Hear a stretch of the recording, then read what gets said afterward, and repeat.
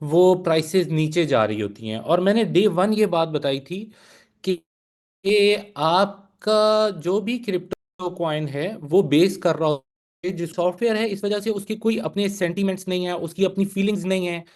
उसको जो बता दिया जाता है उसने उसी तरह से मूवमेंट दिखानी होती है। अब मैंने आपको उस दिन एक एग्जांपल दी थी कि जिस तरीके से हम कैलकुलेटर को यूज करते हैं और उस पर लिखते हैं 2+2, तो आंसर हमेशा 4 ही आएगा। अगर आपको नीड है 3 की तो कभी नहीं देगा, अगर आपको नीड है 5 की तो वो कभी भी नहीं देगा।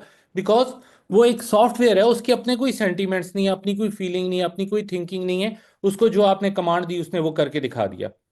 तो इसी तरह से ब्लॉकचेन की भी अपनी कोई फीलिंग्स नहीं होती हैं, ब्लॉकचेन को जो बता दिया जाता है वो उसी तरह से परफॉर्म कर रही होती है। तो ये 4 साल का फेज क्यों बना?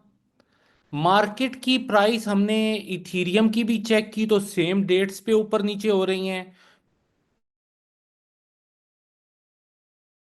बीएनबी और बीटीसी का भी सेम है।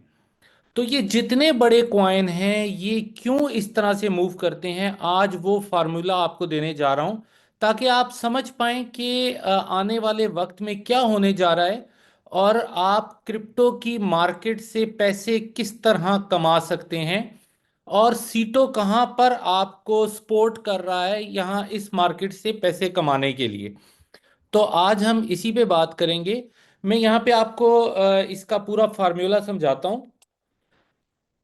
जिस वक्त 2007 का रिसेशन स्टार्ट हुआ तो एक इकोनॉमिस्ट थे सतोशी नाकामोटो, उन्होंने डिसाइड किया कि हमें कुछ इसका सोल्यूशन लाना चाहिए।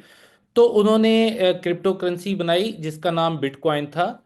और बिटकॉइन की ब्लॉकचेन जून 2008 में लाइव हो गई थी। तो इसका फेज स्टार्ट हो गया। जो इसकी ब्लॉकचेन का था वो 2008 जून से। तो मैं यहाँ पे लिखता हूँ 2008, 2008 से इसने स्टार्ट लिया और ये चला गया 2012 तक। ये 4 साल का एक फेज था इसमें, जिस फेज के अंदर बिटकॉइन की जो सप्लाई थी वो एक ब्लॉक के अंदर, ब्लॉकचेन में मुख्तलिफ ब्लॉक्स बने हुए होते हैं, उन ब्लॉक्स के अंदर डाटा पड़ा हुआ होता है, उसको हम मतलब डाटा को एक्सप्लोर करने को हम डाटा की माइनिंग कहते हैं, जिस तरह आपने बिटकॉइन की माइनिंग सुना होगा। तो जो एक ब्लॉक था उसके अंदर 50 बिटकॉइंस थे 2008 से 2012 तक। और हर 10 मिनट में एक ब्लॉक ओपन होता था। It means within 1 hour 6 block जो हैं वो ओपन हो जाया करते थे, माइन हो जाया करते थे या खुल जाया करते थे, और बीटीसी उनमें से बाहर आ जाता था। मतलब बीटीसी की सर्कुलेटिंग सप्लाई आ जाती थी जो मार्केट में सर्कुलेट हो रही है। तो हर 10 मिनट में 50 बिटकॉइन मार्केट में नए आ जाते थे, सर्कुलेशन में आ जाते थे, या सर्कुलेटिंग सप्लाई इंक्रीज हो जाती थी 50 बिटकॉइन से। और 1 घंटे में 6 ब्लॉक्स माइन हो जाते थे। और 24 घंटे में आपको जो बिटकॉइन मिलता था वो था 7200 बिटकॉइन। 7200 आपको आ रहा होता था विद इन 24 आवर्स। लेकिन जो अगला फेज स्टार्ट हुआ वो स्टार्ट हुआ जून 2012 में। 2012 जून से लेकर मई 2016 तक। अब मई 2016 तक जो ये फेज था इसमें बिटकॉइन की जो सप्लाई थी वो हो गई हाफ। इसको हम कहते हैं हाविंग। 2012 हाविंग ईयर है। इसमें जब इसकी सप्लाई हाफ हुई तो आपके पास बिटकॉइन आए 25 बिटकॉइन थे। 10 मिनट में एक ब्लॉक माइन हो रहा था। तो 1 घंटे में 6 ब्लॉक्स माइन होते थे। और 24 आवर्स में आपके पास जो माइन होके बिटकॉइन आ जाते थे वो आते थे 3600 बीटीसी। तो ये इसकी सप्लाई को हाफ कर दिया इसने। अब हम देखते हैं कि 2016 से 2020 तक जो बिटकॉइन आ रहे हैं वो आ रहे हैं उससे भी हाफ। अब फिर हाविंग हो गई 2016 में, फिर हाविंग हो गई। और 2016 से 2020 का जो टेन्योर है ये 4 साल का, इसमें 12.5 बीटीसी आ रहा है एक ब्लॉक के अंदर, मल्टीप्लाइड बाय 6। तो 1 घंटे में मल्टीप्लाइड बाय 24, तो 24 आवर्स में आपको 1800 बीटीसी आ गया जी। नेक्स्ट हम देखते हैं कि 2020 में फिर हाविंग होती है, और 2020 में जो हाविंग हुई ये चलेगी 2024 तक। 2024 में जो बिटकॉइन की सप्लाई है वो आ चुकी है आपकी 6.25, मजीद हाफ हो गई। मल्टीप्लाइड बाय 6 मल्टीप्लाइड बाय 24, तो ये आपके आ रहे हैं 900 बिटकॉइन पर डे। 2024 से जो अब इस वक्त टाइम चल रहा है, 2024 से आपका बिटकॉइन का फिर हाविंग हो गई, और सप्लाई इसकी आ गई आपकी 3.125 पे, जो आज की डेट चल रही है। और ये जाना है 2028 तक, 2028 तक ये जाएगा। और आपको जो जो बिटकॉइन की सप्लाई आएगी 3.125 मल्टीप्लाइड बाय 6 मल्टीप्लाइड बाय 24, ये आ रही है इस वक्त 450 बीटीसी पर डे। अब इससे क्या फर्क पड़ता है, सप्लाई के हाफ होने से क्या फर्क पड़ता है, मैं इसको एक छोटी सी एग्जांपल से आपको क्लियर करता हूं। ये पॉइंट आपको समझ में आ जाएगा कि हम मार्केट में कहते हैं डिमांड एंड सप्लाई की गेम है जी, डिमांड एंड सप्लाई अफेक्ट कर रही होती है मार्केट के ऊपर। तो लाजम नहीं है, ये कंपलसरी नहीं है कि डिमांड और सप्लाई दोनों बढ़ेंगी तो प्राइस बढ़ेगी। नहीं, डिमांड बढ़ेगी, सप्लाई सेम रहेगी, तब भी आपकी प्राइस एप्रिशिएट कर जाएगी। अगर आपकी डिमांड सेम रहेगी, सप्लाई कम हो जाएगी, फिर भी आपकी प्राइस एप्रिशिएट कर जाएगी। फॉर एग्जाम्पल, हम मार्केट में एक सब्जी है जिसका नाम है टमाटर, टोमेटो की एग्जाम्पल ले लेते हैं। अब टोमेटो का हम यूजेज कहाँ पे करते हैं, हमारे किचन में यूज होता है खाना पकाने में, सैलेड में, टोमेटो पेस्ट में, टोमेटो केचप में। मींस ऑलमोस्ट उसका डेली का यूजेज सेम ही होता है, तो उसकी डिमांड मार्केट में सेम ही रहती है। ख्वाह वो रेस्टोरेंट में यूज हो रहा है, ख्वाह वो घर में यूज हो रहा है, ख्वाह कहीं भी यूज हो रहा है, किसी फैक्ट्री में हो रहा है, केचप बनाने के लिए हो रहा है, टोमेटो पेस्ट बनाने के लिए हो रहा है, कहीं भी हो रहा है, तो उसकी ऑलमोस्ट डिमांड सेम रहती है अराउंड द वर्ल्ड।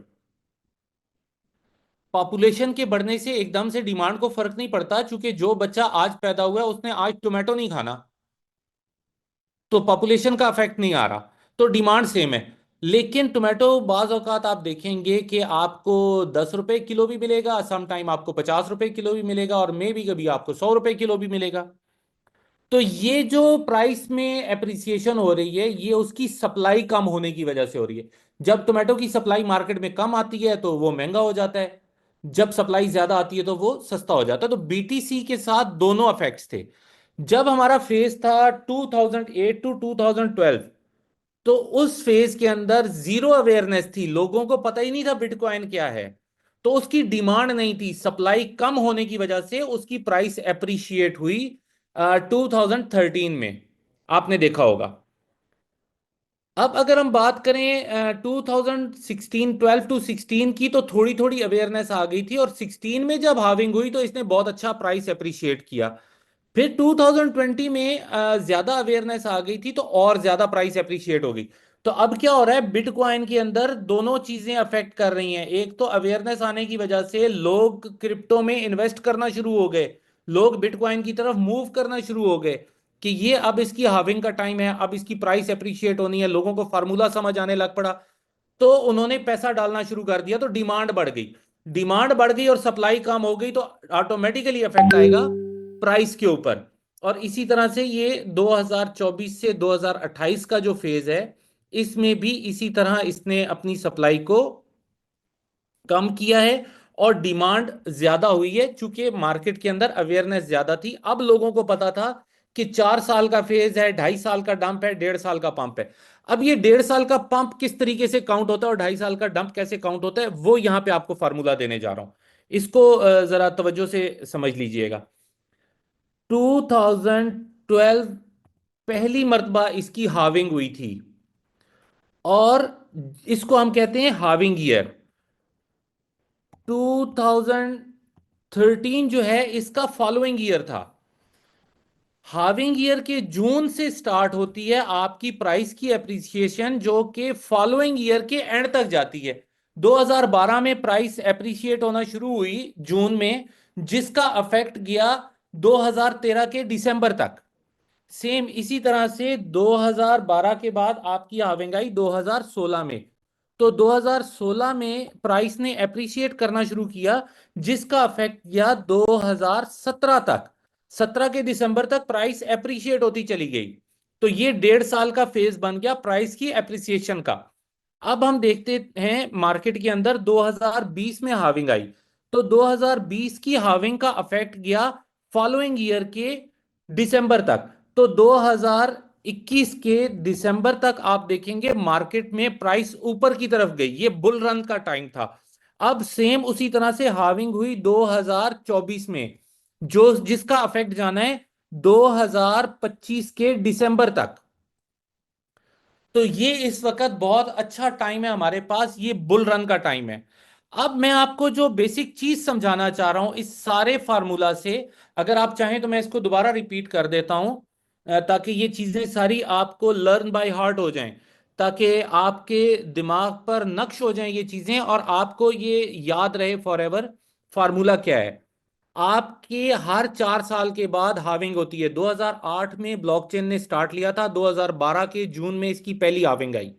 2012 से 16 का 4 साल का फेज चला, 16 के जून में फिर इसकी हाविंग आई। फिर 4 साल बाद 2020 में इसकी हाविंग आई, और फिर 4 साल बाद 2024 में इसकी हाविंग आई। हाविंग का मतलब सप्लाई हाफ हो रही है। जब सप्लाई हाफ हो रही है तो ऑटोमेटिकली डिमांड भी बढ़ रही है, अवेयरनेस आने की वजह से। सप्लाई कम हो रही है और डिमांड बढ़ रही है तो प्राइस बढ़ जाती है। ठीक है, दोनों चीजें अफेक्ट कर रही हैं यहां पर। अब जब भी हाविंग होगी उस साल में, और जो फॉलोइंग ईयर है उसके दिसंबर तक, हाविंग से लेके फॉलोइंग ईयर के दिसंबर तक प्राइस ऊपर जाती है। तो हमने देखा कि 2012 में हाविंग हुई, 2013 के दिसंबर तक प्राइस ऊपर गई। 2016 में हाविंग हुई, 2017 के दिसंबर तक प्राइस ऊपर गई। 2020 में हाविंग हुई जून में, तो जून 2020 से लेके दिसंबर 2021 तक प्राइस ऊपर गई। अब 2024 के जून में हाविंग हो चुकी हुई है। अब आपको जो एक ब्लॉक के अंदर बीटीसी आ रहा है वो 3.125 आ रहा है, और 24 घंटे में 450 बीटीसी सर्कुलेटिंग सप्लाई में ऐड हो रहे हैं। तो अब आप देखें कि जो ये सप्लाई आ रही है ये बहुत कम है और डिमांड मार्केट के अंदर ज्यादा है, तो डेफिनेटली प्राइस ज्यादा ऊपर जाएगी। तो ये हमारे पास फार्मूला है। अब इसका अफेक्ट क्या होता है, आपके पास एक है बीटीसी जिसको हम कहते हैं बिटकॉइन, ठीक है, और दूसरा आपके पास है आल्ट कॉइन्स या अल्टरनेटिव कॉइन्स। अल्टरनेटिव कॉइन्स कौन से हैं, बीटीसी के अलावा दुनिया में जितने कॉइन हैं वो सब के सब अल्टरनेटिव कॉइन है। उसमें इथीरियम भी है, उसमें बीएनबी भी है, उसमें रिपल भी है, और सब कॉइन भी हैं। ये सब अल्टरनेटिव कॉइन्स हैं। तो बीटीसी की जब भी प्राइस ऊपर जाते हुए आप देखेंगे तो अल्टरनेटिव कॉइन्स की प्राइस खुद ब खुद बढ़ना शुरू हो जाती हैं। ये इसी तरह से है कि हम बीटीसी को कहते हैं मदर करेंसी, और दूसरे कॉइन्स को कहते हैं हम आल्ट कॉइन्स या अल्टरनेटिव कॉइन्स। जब मदर करेंसी अप्रिशिएट करती है तो आल्ट कॉइन्स अप्रिशिएट करते हैं। जब एक फैमिली के अंदर पेरेंट्स के हालात अच्छे होते हैं तो उनकी फैमिली के हालात अच्छे होना शुरू हो जाते हैं। जब पेरेंट्स के हालात डाउन होते हैं तो उनके बच्चों के हालात खुद ब खुद डाउन होना शुरू हो जाते हैं। तो ये इसी तरह से मार्केट में अफेक्ट कर रहा है बीटीसी अल्टरनेटिव कॉइन्स के ऊपर। अब मैं आ जाता हूं असल मुद्दे की तरफ, जो चीज मैं आपको समझाना चाह रहा हूं। ये बीटीसी अफेक्ट कर रहा है अल्टरनेटिव कॉइन्स पर, लेकिन हमारे पास एक कॉइन है जिसका नाम है इथीरियम। इथीरियम अफेक्ट करता है अपने टोकन्स पे। जो इथीरियम के टोकन्स हैं उन पर वो अफेक्ट कर रहा होता है। अब इथीरियम की ब्लॉकचेन पर जितने टोकन्स पड़े हुए हैं, जब इथीरियम की प्राइस अप्रिशिएट होती है तो वो अपनी फैमिली को सपोर्ट करना शुरू कर देता है। वो अपनी फैमिली की प्राइसेस को अप्रिशिएट करना शुरू कर देता है और उन टोकन्स की प्राइस में इजाफा होना शुरू हो जाता है। सेम इसी तरह से जितने कॉन्ट्रैक्ट्स और जितने टोकन्स और जितने क्वाइन अटैच्ड हैं बीएनबी के साथ, तो जब इसकी प्राइस की अप्रिसिएशन होती है तो ये अपनी जो इसकी फैमिली है उसको ये सपोर्ट करना शुरू कर देता है, तो उसकी प्राइस भी अप्रिशिएट होना शुरू हो जाती है। तो हम मिला जुला के अगर बात करें तो हर एक बड़ा कॉइन अपनी फैमिली को सपोर्ट कर रहा होता है प्राइस के बढ़ने में। जो कि इस वक्त बुल रन चल रहा है, दिसंबर 2025 तक ये जाना है, जो ऑलरेडी प्रूवन है। अगर आप कहेंगे तो मैं एक पूरा वेबिनार करके सिर्फ आपको ये दिखा दूंगा कि किस किस डेट पर बीटीसी का रेट बढ़ा और उसका अफेक्ट इथीरियम पे उस डेट को क्या आया, और उसका अफेक्ट बीएनबी पे उस डेट को क्या आया, और उसका अफेक्ट बाकी क्वाइंस के ऊपर क्या क्या आया। और ये आप खुद भी जाके देख सकते हैं, मैं 2 वेबिनार्स पे आपको investing.com खोल के किस तरीके से आपने डेट्स चेक करनी है, किस तरह से आपने जाके डाटा देखना है, वो सब कुछ मैं दिखा चुका हुआ हूं। आप खुद भी जाके इन चीजों को एनालाइज करें, आपको इन चीजों से फायदा होगा।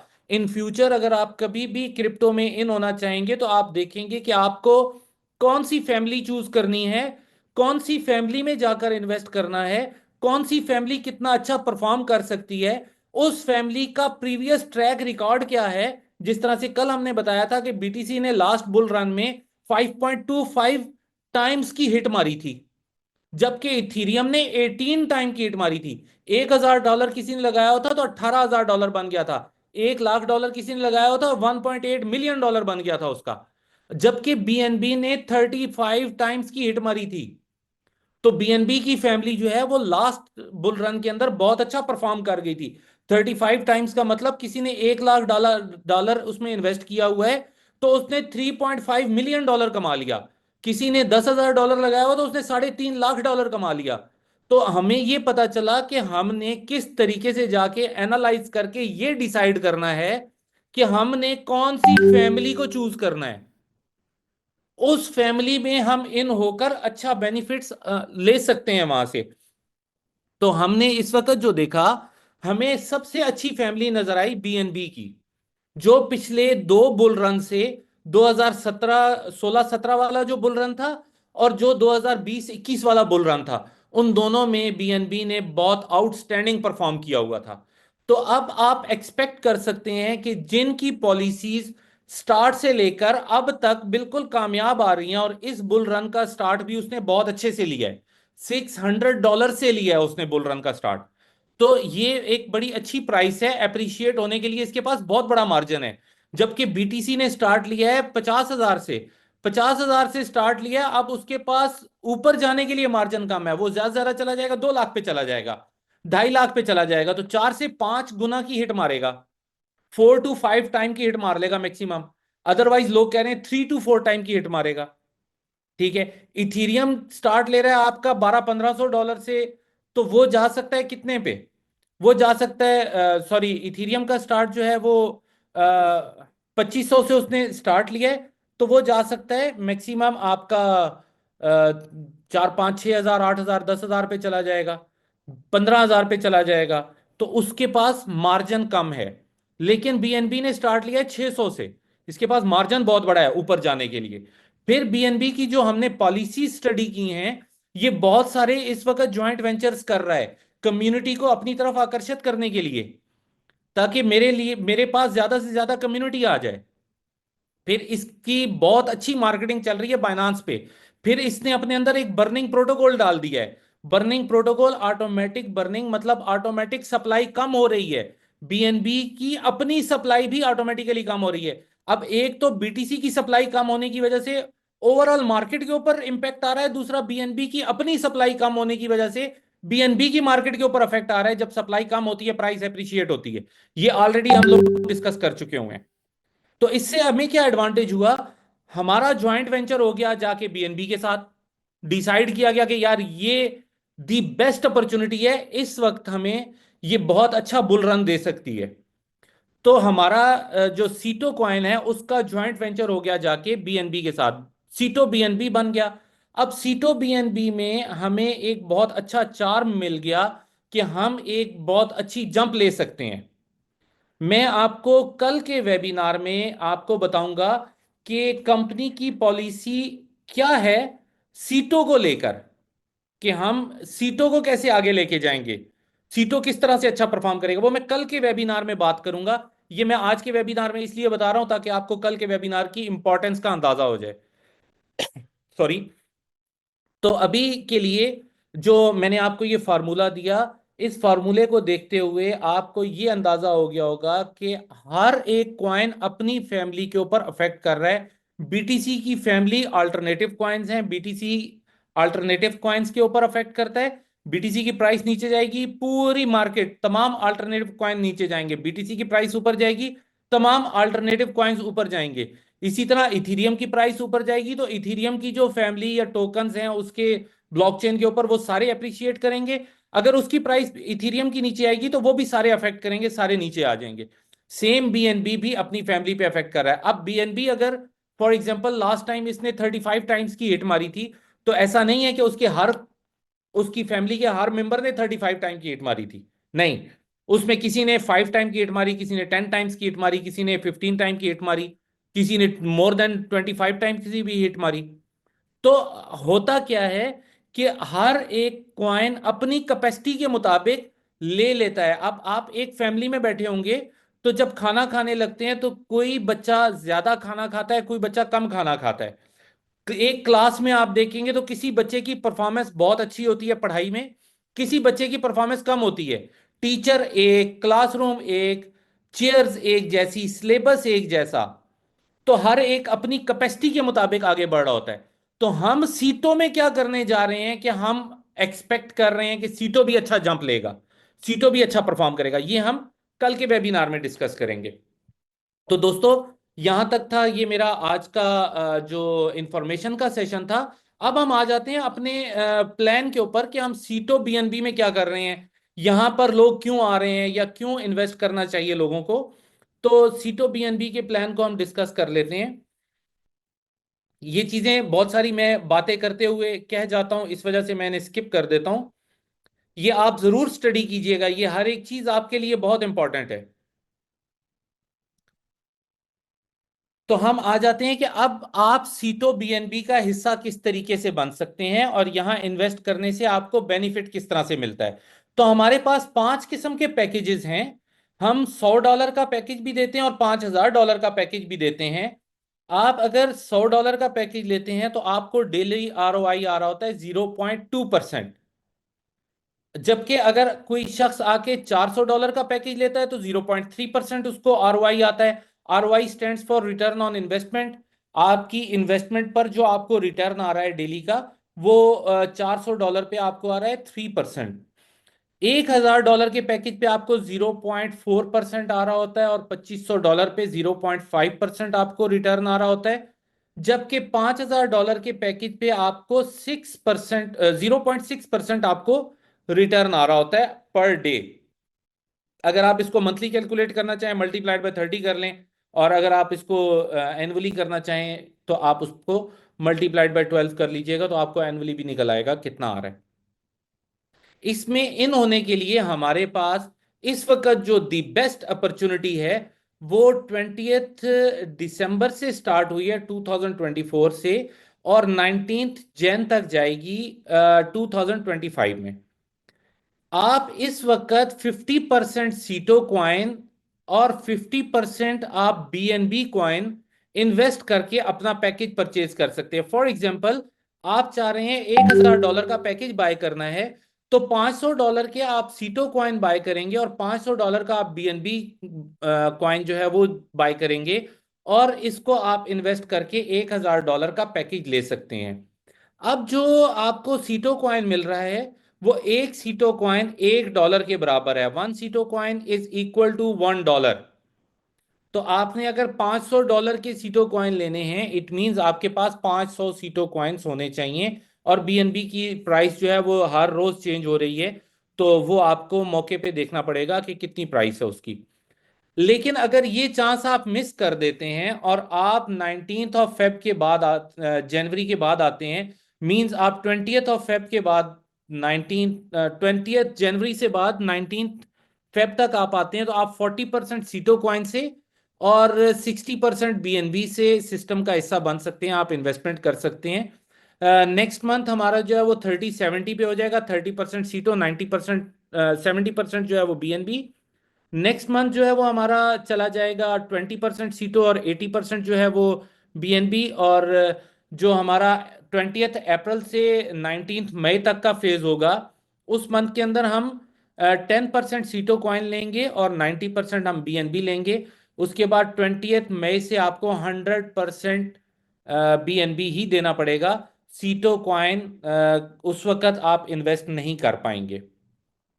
तो इस वक्त जान लीजिए कि आपका एक सीटो क्वाइन बीएनबी के $1 के बराबर परफॉर्म कर रहा है। ठीक है, इसकी परफॉर्मेंस इस वक्त बहुत अच्छी है, आप इसको बहुत अच्छे से एंजॉय कर सकते हैं। आप अभी सीटो कॉइन बाय करें, या अगर आपके पास हैं तो आप उनको यूटिलाइज करें 50-50 पे। तो आपको जो इन्वेस्टमेंट करनी है बीएनबी की, वो आपको कम करनी पड़ेगी। और कल चूंकि उसकी प्राइस भी अप्रिशिएट हो जाएगी, मिलना भी मुश्किल हो जाएगा और आपका सीटो भी कम यूज हो रहा होगा, तो उस वक्त आपके लिए ज्यादा इन्वेस्टमेंट बन जाएगी, आपको ज्यादा इन्वेस्ट करना पड़ेगा। So this is the right time, before 19th of January आप इन्वेस्ट करें, इसमें पैकेज लगाएं, अच्छा आरओआई इंजॉय करें और अपने 50% सीटो क्वाइन को यूज कर लें। अब यहाँ पे हमारे 4 सिंपल स्टेप्स हैं। यहाँ आपने सबसे पहले जो है वो एप्लीकेशन को लॉन्च करना है, फिर अपने वॉलेट को आपने उसमें कनेक्ट करना है। उसके बाद आपने जो है वो अपनी डिटेल्स उसमें इनपुट करनी है और आपने स्टार्ट कर देनी है अपनी इन्वेस्टमेंट। यहाँ पर लेकिन कुछ दोस्त ऐसे होते हैं जो हमारे साथ तो फ्रेंड्स, आगे का इसमें वॉइस थी वो क्लियर नहीं आ रही है। तो आगे का मैं आपको प्रोसेस या कुछ चीज़ें रखना चाहता हूँ आपके सामने कि फ्रेंड्स, आप यहाँ पे देख सकते हैं कि मैंने ऑलरेडी पहले से ही 2 वीडियो बना के रख रखी है। और वो इसलिए बनाई है कि मुझे पता था कि ये कुछ होने वाला है और यही जानकारी है जो मिलने वाली है। फ्रेंड्स, मैं वेट कर रहा था कि कुछ अच्छी इन्फॉर्मेशन हमें मिले, बट इन्फॉर्मेशन की तरफ से इन्फॉर्मेशन अच्छी है, लेकिन इन्वेस्टमेंट करने से पहले कुछ क्वेश्चन है जो हम पूछना चाहते हैं, जो कि फ्रेंड्स आपको नेक्स्ट वीडियो में ज़रूर ये सारी जानकारी मिलेगी। मैं ऑलरेडी आपको, मैं यहाँ पे देख सकते हैं 2 वीडियो पहले से बना के रख रखे हैं। मैंने अपलोड इसलिए नहीं किया कि क्या पता नेक्स्ट वीडियो में हमें कौन सी जानकारी मिले, और उसके बाद ही हम इस वीडियो को अपलोड इसलिए करेंगे फ्रेंड्स, क्योंकि फ्रेंड्स हम पहले से ही पैसा लगा चुके हैं। और यहाँ से कोई अलग थलग से कहीं से भी कोई आदमी आके कोई भी चीज़ पेल के चला जाए, ये नहीं है कि वो जो बोल दिया वो 100% सही है, क्योंकि ये जो आने वाले और ज्ञान देने वाले तो कहीं से भी आ जाते हैं, लेकिन जो पैसा लगाता है ना, उनको बहुत कुछ सोचना पड़ता है। और जो ये बड़े बड़े ज्ञान फैल रहे हैं ना, उनसे ये पूछो कि तुमने कितना लगाया है और तुम कितना लगाने वाले हो। दोस्तों, मैं नेक्स्ट वीडियो में आपको इसकी सारी इन्फॉर्मेशन दूंगा, तो जुड़े रहना। Thank you for watching this video. Thank you.